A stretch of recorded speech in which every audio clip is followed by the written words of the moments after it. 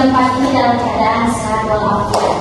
Yang saya hormati Ibu dosen pengampu mata kuliah kurikulum dan pembelajaran di sekolah dasar, Ibu Wiwi Triyanti, Guru Badan SPD MPD MSI. Yang saya cintai ada teman-teman kelas 3E pada pagi hari ini. Baik, di sini kami akan mempresentasikan terkait materi konsep pengenalan perencanaan pembelajaran, yang dimana materi pertama itu yang akan disampaikan oleh Melisa. Kepada Melisa dipersilahkan. Baik, terima kasih atas kesempatan saya untuk mempresentasikan materi saya, yaitu pengenalan konsep perencanaan pembelajaran. Nah, yang pertama itu adalah perencanaan pembelajaran. Perencanaan pembelajaran merupakan sesuatu yang disusun secara sistematis dalam suatu pembelajaran dan dilakukan bersama-sama dengan siswa. Perencanaan pembelajaran menurut Majid adalah proses mempersiapkan bahan pelajaran menggunakan media pembelajaran, menggunakan cara mengajar. Selain itu, evaluasi juga dilakukan secara berkala guna mencapai target yang telah ditetapkan dalam periode waktu tertentu. Kemudian yang kedua ada fungsi perencanaan pembelajaran. Yang pertama itu fungsi kreatif. Perencanaan pembelajaran yang cermat memungkinkan guru untuk menerima respon yang menyoroti beragam kekurangan dalam proses pembelajaran. Kemudian yang kedua, fungsi inovatif. Inovatif dalam pembelajaran seringkali muncul melalui perencanaan yang matang. Kemudian yang ketiga, fungsi selektif. Perencanaan memungkinkan guru untuk memilih strategi pembelajaran yang dianggap paling berhasil dalam mencapai tujuan pembelajaran. Kemudian yang ketiga, fungsi komunikatif. Dokumen perencanaan melibatkan kemampuan untuk menguraikan tujuan dan hasil pembelajaran kepada seluruh pihak yang terlibat. Kemudian yang kelima, fungsi produktif. Perencanaan yang baik dapat untuk mengantisipasi tantangan di berbagai kesulitan yang mungkin terjadi selama proses pembelajaran, serta menggambarkan hasil yang diharapkan dari implementasi program.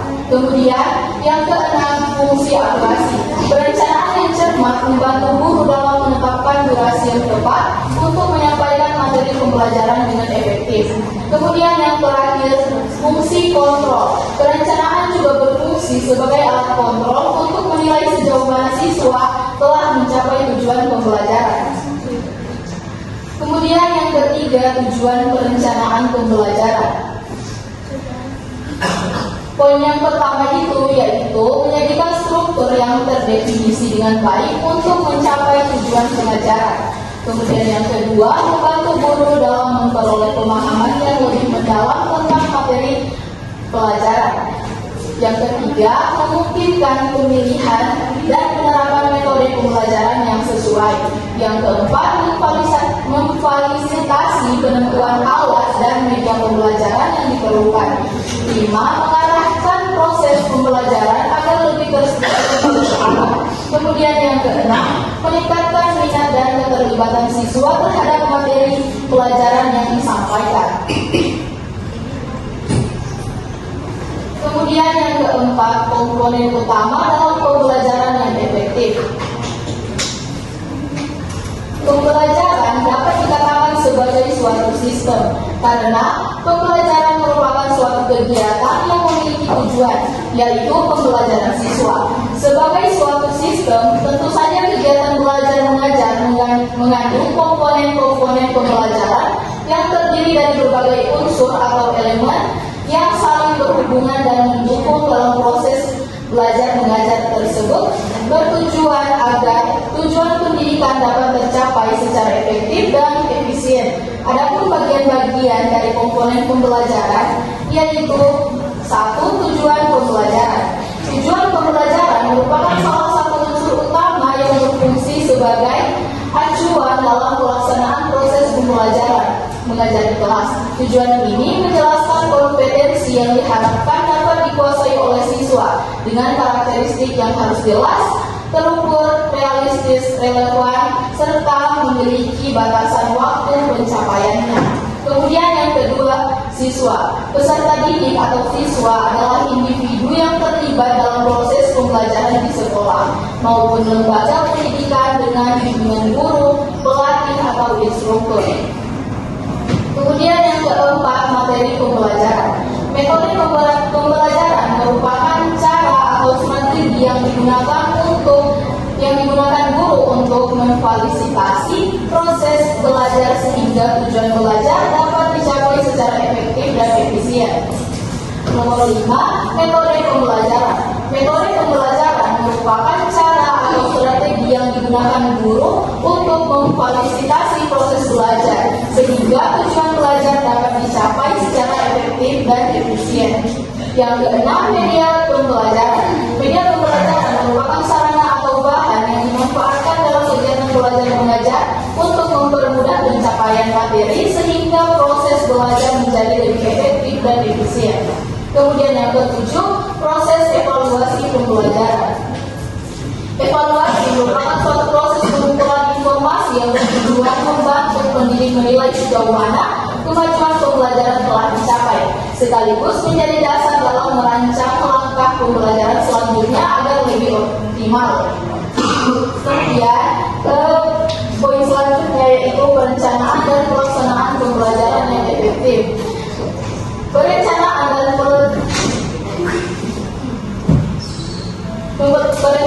dan pelaksanaan pembelajaran yang efektif dengan menyusun FPP yang lengkap dan terstruktur. Proses pembelajaran dapat berlangsung interaktif, inspiratif, menyenangkan, menantang, dan efisien, serta mampu mendorong siswa untuk aktif berpartisipasi.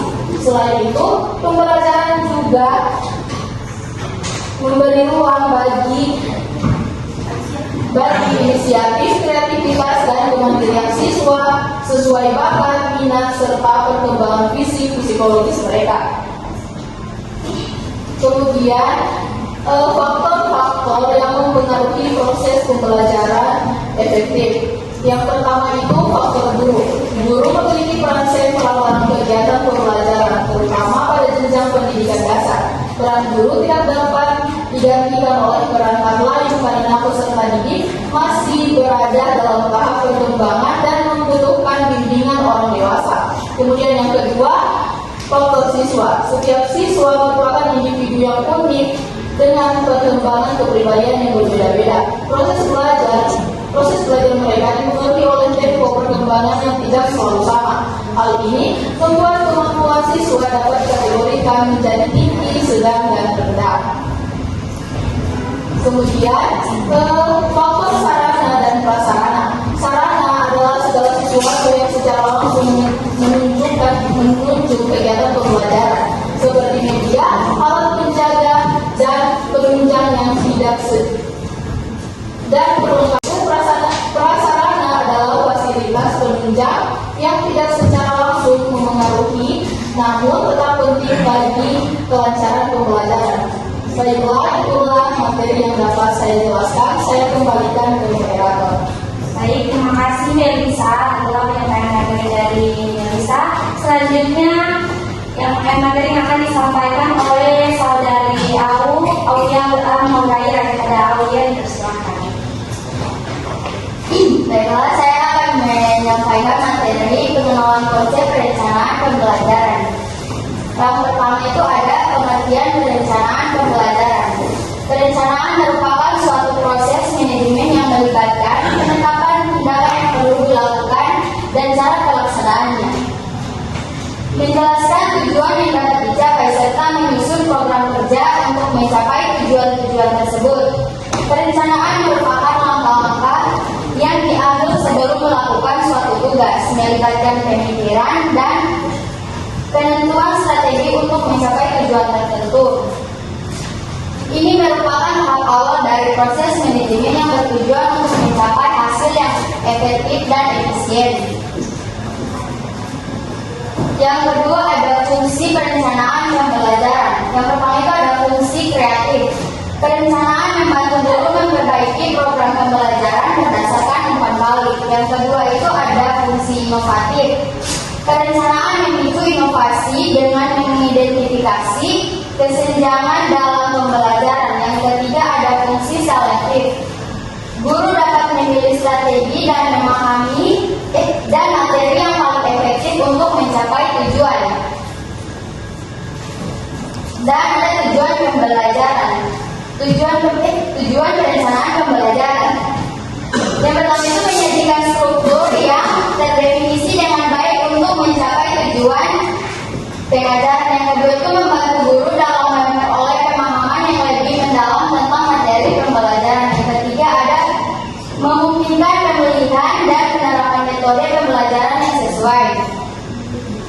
Pokok pembahasan yang kedua itu ada komponen utama dalam pembelajaran yang efektif. Pembelajaran dapat dikatakan sebagai suatu sistem karena pembelajaran merupakan suatu kegiatan yang memiliki tujuan, yaitu membelajarkan siswa. Kegiatan belajar mengajar mengandung komponen-komponen pembelajaran yang terdiri dari berbagai unsur atau elemen yang saling berhubungan dan mendukung dalam proses belajar mengajar tersebut, bertujuan agar tujuan pendidikan tercapai secara efektif dan efisien. Ada bagian-bagian komponen pembelajaran. Yang pertama itu tujuan pembelajaran. Tujuan pembelajaran merupakan salah satu unsur utama yang berfungsi sebagai acuan dalam pelaksanaan proses mengajar di kelas. Yang kedua ada siswa. Peserta didik atau siswa adalah individu yang terlibat dalam proses pembelajaran di sekolah. Yang ketiga ada guru. Guru merupakan tenaga profesional yang berfungsi merancang, membimbing, serta menilai jalannya pembelajaran. Dan keempat ada materi pembelajaran. Materi pembelajaran merupakan bagian sumber belajar karena membuat pesan yang berfungsi untuk mencapai tujuan pembelajaran. Yang kelima ada metode pembelajaran. Metode pembelajaran merupakan cara atau strategi yang digunakan untuk memfasilitasi proses belajar sehingga tujuan pembelajaran tercapai secara efektif dan efisien. Yang keenam ada media pembelajaran. Media pembelajaran merupakan sarana atau bahan yang dimanfaatkan dalam kegiatan belajar mengajar untuk mempermudah penyampaian materi. Yang ketujuh ada evaluasi pembelajaran. Evaluasi merupakan suatu proses pengumpulan informasi yang bertujuan untuk membantu pendidik menilai sejauh mana kemajuan pembelajaran yang telah dicapai. Yang terakhir ada pokok pembahasan yang ketiga, perencanaan dan pelaksanaan pembelajaran yang efektif. Dengan menyusun RPP yang lengkap dan terstruktur, proses pembelajaran dapat berlangsung interaktif, inspiratif, menyenangkan, menantang, efisien, serta mampu mendorong siswa untuk aktif berpartisipasi. Oleh karena itu, pembelajaran dirancang untuk memberikan pengalaman belajar yang melibatkan aspek mental maupun fisik melalui interaksi antar siswa dengan guru, lingkungan, serta sumber belajar lainnya. Itu saja materi dari saya kembalikan ke moderator. Baik, itulah penyampaian materi dari Aulia Maulaira. Selanjutnya dari saya sendiri. Selanjutnya materi selanjutnya yaitu Fatmawati Lasana kepada Fatmawati Lasana dipersilakan. Baik, terima kasih moderator. Baik, pengenalan konsep perencanaan pembelajaran tahap awal pendidikan efektif. Pertama ada konsep memahami perencanaan pembelajaran sistematis. Konsep perencanaan pembelajaran sistematis dirancang secara sistematis bersama siswa untuk melihat dan diskusi bahan pelajaran, media, metode, dan evaluasi yang berkelanjutan. Ada dua unsur utama dalam perencanaan pembelajaran sistematis. Yang pertama itu ada keputusan guru dan juga pengetahuan mendalam tentang proses pengajaran. Selanjutnya ada konsep perencanaan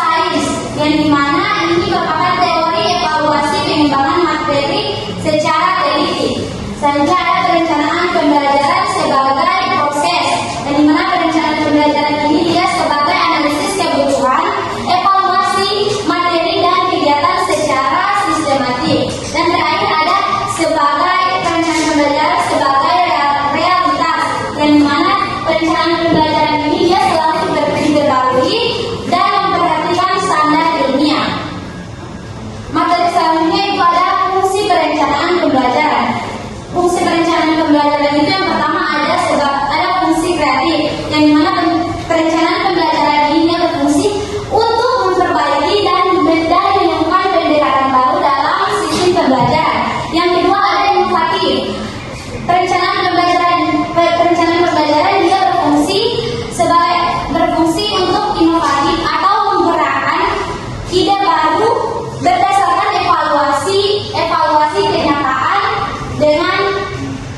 dengan harapan.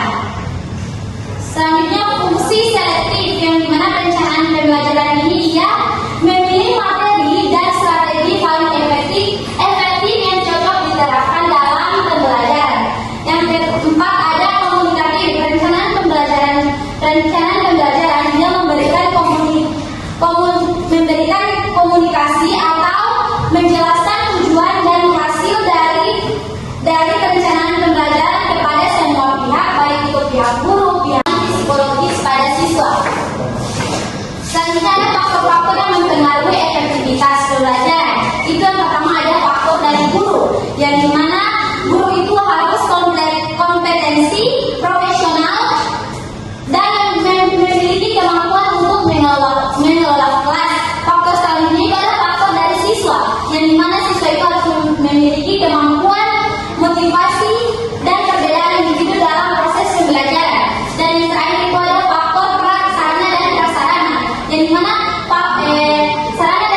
sarana dan prasarana ini dia membantu sangat berpengaruh pada faktor-faktor yang mempengaruhi efektivitas dalam proses pembelajaran.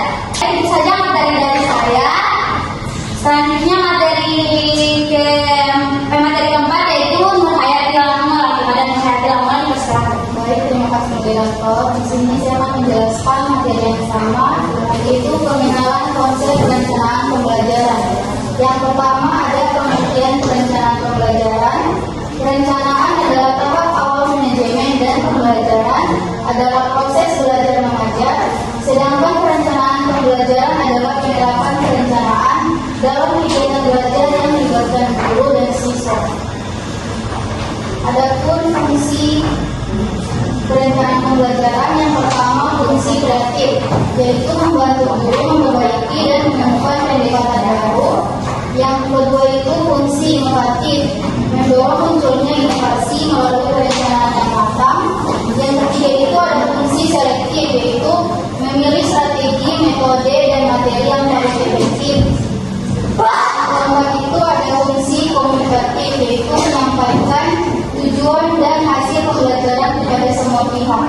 Yang kelima itu fungsi prediktif, yaitu mengantisipasi tantangan dan memperkirakan hasil pembelajaran. Adapun komponen utama dalam pembelajaran efektif yaitu komponen pembelajaran yang terdiri dari berbagai unsur atau elemen yang saling berhubungan dan mendukung dalam proses belajar, bertujuan agar tujuan pendidikan dapat tercapai secara efektif dan efisien. Adapun faktor yang mempengaruhi pembelajaran yang efektif, yang pertama itu ada guru. Guru memiliki peran sentral dalam kegiatan pembelajaran, terutama pada jenjang pendidikan dasar. Peran guru tidak dapat digantikan oleh perangkat lain karena peserta didik masih berada dalam tahap perkembangan dan membutuhkan bimbingan orang dewasa. Yang kedua itu ada siswa. Setiap siswa merupakan individu yang unik dengan perkembangan kepribadian yang berbeda-beda. Proses belajar mereka dipengaruhi oleh tempo perkembangan yang tidak selalu sama. Hal ini membuat kemampuan siswa dapat dikategorikan menjadi tinggi, sedang, dan rendah. Yang ketiga itu ada faktor sarana dan prasarana. Sarana adalah segala sesuatu yang secara langsung menunjuk kegiatan pembelajaran seperti media, alat peraga, dan perlengkapan belajar. Sementara itu, prasarana adalah fasilitas penunjang yang tidak secara langsung mempengaruhi namun tetap penting bagi kelancaran pembelajaran. Baik, itu saja dari saya kembalikan ke moderator. Baik, terima kasih Ibu Hayati. Selanjutnya pemateri terakhir ada Oktaviani Maulani. Kepada Oktaviani dipersilakan.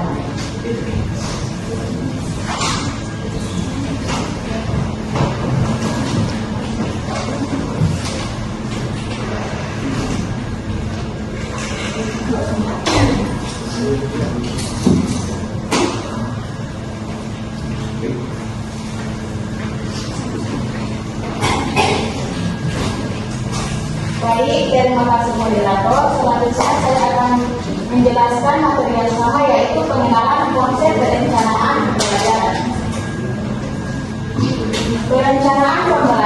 Perencanaan merupakan suatu proses manajemen yang melibatkan penetapan tindakan yang perlu dilakukan dan cara melaksanakannya, menjelaskan tujuan yang dapat dicapai, serta menyusun program kerja untuk mencapai tujuan-tujuan tersebut. Perencanaan merupakan langkah-langkah yang diambil sebelum melakukan suatu tugas, melibatkan pemikiran dan penentuan strategi untuk mencapai tujuan tertentu. Kemudian ada fungsi perencanaan pembelajaran. Yang pertama itu ada fungsi kreatif. Perencanaan pembelajaran yang cermat memungkinkan guru untuk menerima respon yang menyoroti beragam kekurangan dalam proses pembelajaran. Kemudian itu ada fungsi inovatif. Inovasi dalam pembelajaran sering muncul melalui perencanaan yang matang. Yang ketiga itu ada fungsi selektif. Perencanaan memungkinkan guru untuk memilih strategi pembelajaran yang dianggap paling berhasil dalam mencapai tujuan pembelajaran. Kemudian ada fungsi komunikatif, yaitu dokumen perencanaan melibatkan kemampuan untuk menguraikan tujuan dan hasil pembelajaran.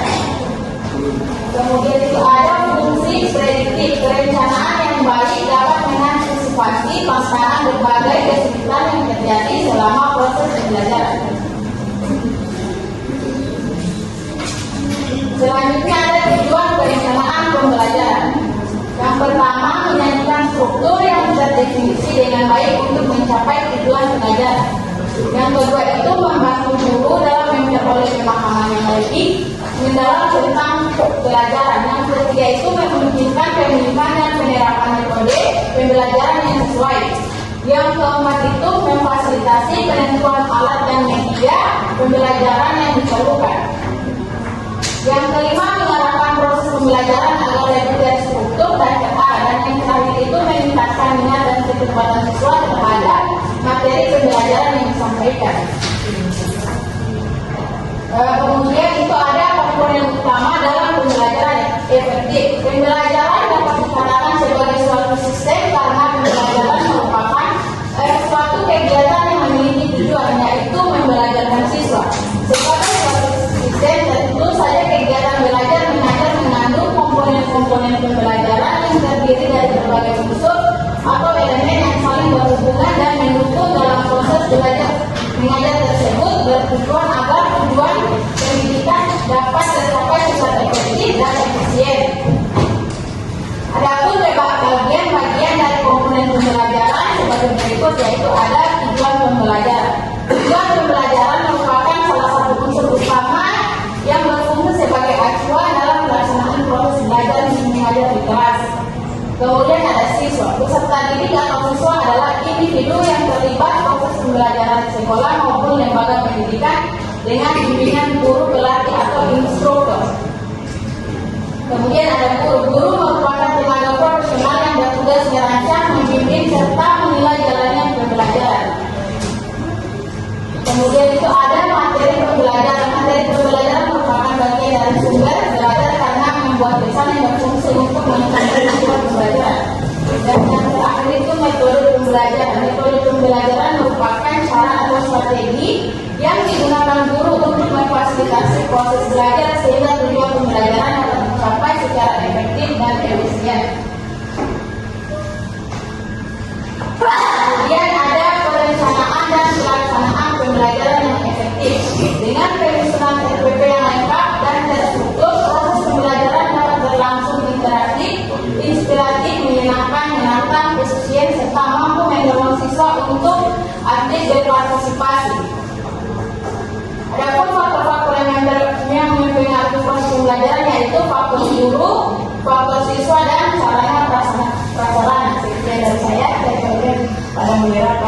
Baik, terima kasih materi terakhir.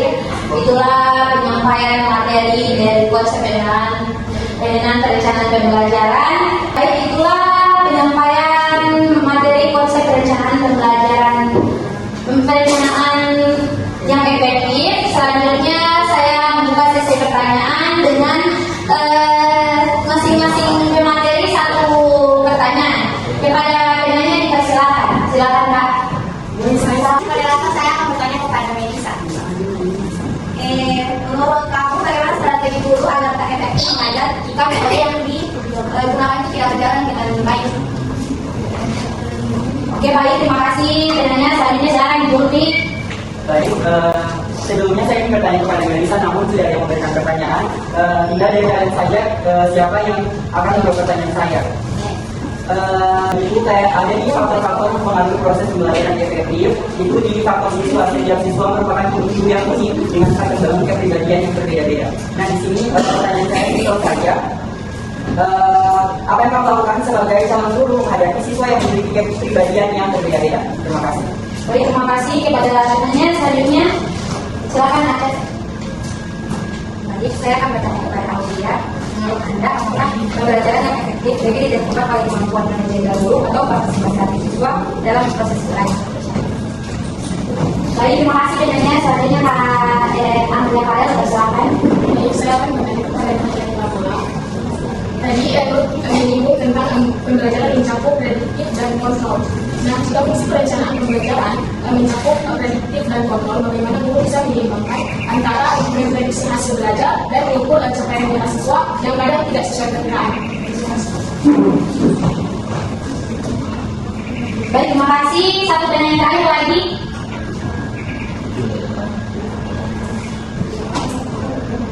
Masih ada pertanyaan lagi, satu pertanyaan terakhir. Oh iya, silakan saudari Tiarnya. Bagaimana fungsi prediktif dalam perencanaan pembelajaran berkaitan dengan pembelajaran ketika kondisi tertentu sangat berbeda dalam proses belajar? Oke, baik, terima kasih untuk pertanyaan yang sudah berpartisipasi. Selanjutnya untuk menjawab pertanyaan dari saudari Milan kepada Melisa dipersilakan.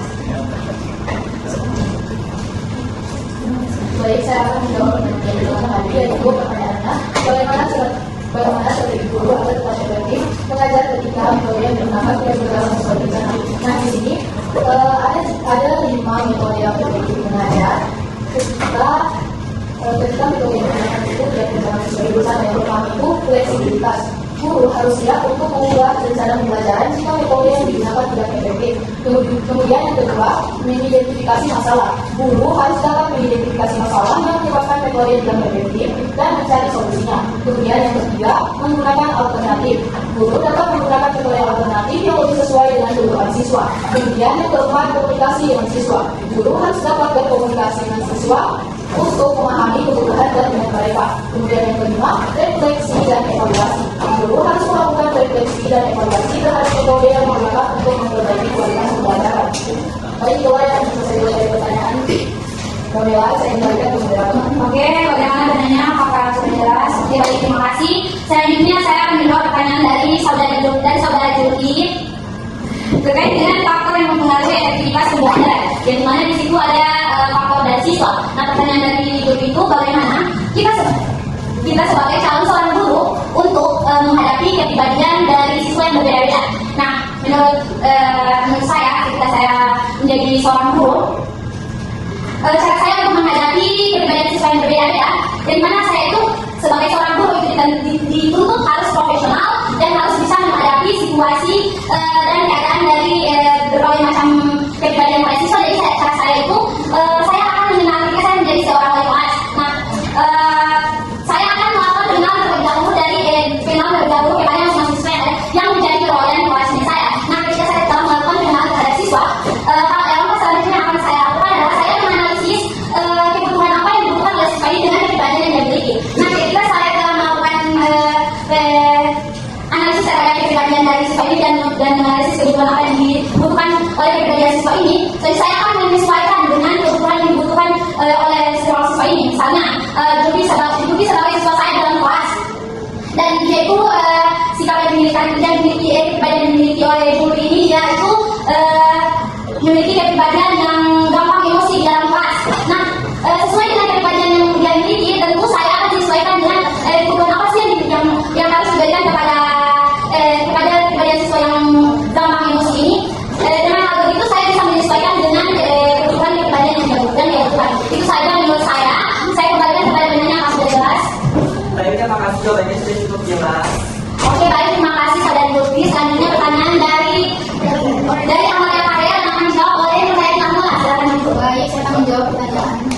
Amelia Carrel itu jika fungsi perencanaan pembelajaran mencakup prediktif dan kontrol, bagaimana guru bisa menyeimbangkan antara prediksi hasil belajar dengan unsur capaian nyata siswa yang kadang tidak sesuai perkiraan. Nah, menurut saya guru bisa menyeimbangkan prediksi dan capaian nyata dengan memprediksi hasil belajar sebagai panduan, lalu mengukur capaian melalui evaluasi nyata. Jika hasil tidak sesuai perkiraan, guru menyesuaikan strategi pembelajaran sambil tetap memantau proses belajar siswa.